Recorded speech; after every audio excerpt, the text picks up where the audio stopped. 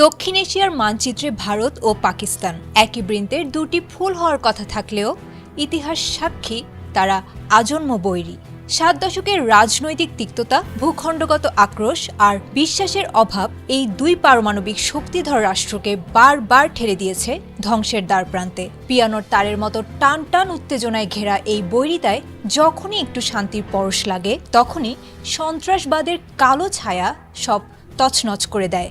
কূটনৈতিক টেবিলে একে অপরের চোখের ভাষা না পড়ে তারা যেন পড়তে পছন্দ করে যুদ্ধের ব্যাকরণ।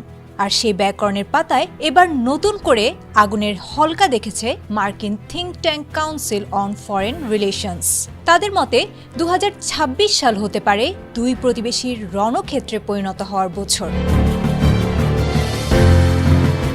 সিএফআর এর সাম্প্রতিক প্রতিবেদনে জানানো হয়েছে, ক্রমবর্ধমান সন্ত্রাসী কার্যক্রম এবং সীমানার ওপার থেকে উস্কানিমূলক তৎপরতা ভারত ও পাকিস্তানকে এক সর্বাত্মক সশস্ত্র যুদ্ধের দিকে ঠেলে দিচ্ছে। সংস্থাটির বিশেষজ্ঞরা বলছেন, চলতি বছরের মে মাসে যে রক্তক্ষয়ী সংঘর্ষ বিশ্ব দেখেছে তা কেবল হিমশৈলের চূড়া মাত্র। পহেলগামে ২৬ জন নিরীহ পর্যটকের রক্ত ভেজা পথ ধরেই শুরু হয়েছিল অপারেশন সিঁদুর।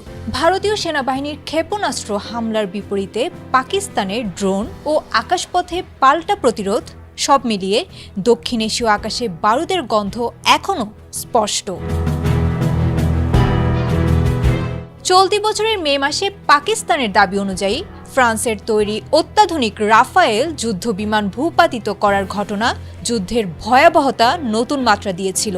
যদিও প্রেসিডেন্ট ডোনাল্ড ট্রাম্পের মধ্যস্থতায় ৪ দিনের সেই সংঘাত থামানো সম্ভব হয়েছিল, কিন্তু তাতে ভারত ও পাকিস্তানের মধ্যে অবিশ্বাসের দেয়াল নামেনি কিঞ্চিত পরিমাণও। বরং ভারত এখনও ট্রাম্পের সেই কৃতিত্বকে স্বীকার করতে নারাজ।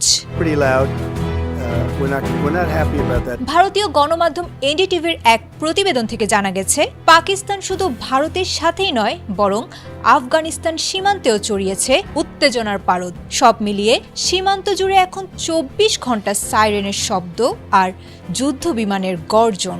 একদিকে সন্ত্রাসবাদ দমন, অন্যদিকে সার্বভৌমত্বের দোহাই, এই দুয়ের জাতাকলে পিষ্ট হয়ে ২০২৬ সালে কি তবে দক্ষিণ এশিয়ায় বড় কোনো বিপর্যয় ঘটতে যাচ্ছে? বিশেষজ্ঞদের দাবি, যদি কূটনৈতিক টেবিলের ভাষা আবারও অস্ত্রের গর্জনের কাছে হেরে যায়, তবে বিশ্ব দেখবে ইতিহাসের অন্যতম ভয়াবহ এক সামরিক সংঘাত। Desk report, ATN Bangla.